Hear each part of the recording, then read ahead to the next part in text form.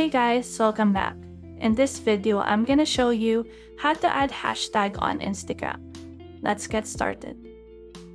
Well, firstly, open up your Instagram app and create a post by clicking at the plus sign icon, either at the top right of your screen or at the bottom of your screen, and select post.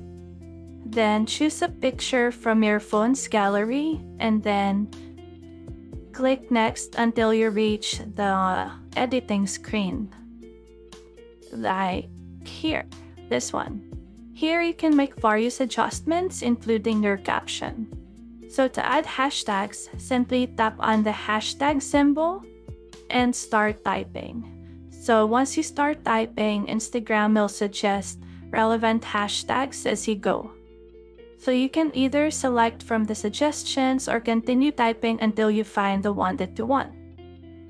Once you've chosen the hashtag, just tap on that specific hashtag and you're good to go. Click OK once you're done and make any other necessary adjustments.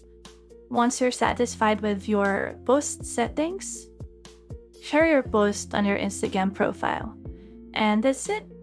If you have found this video helpful, simply leave a like below or subscribe because it helps me reach more people. See you soon!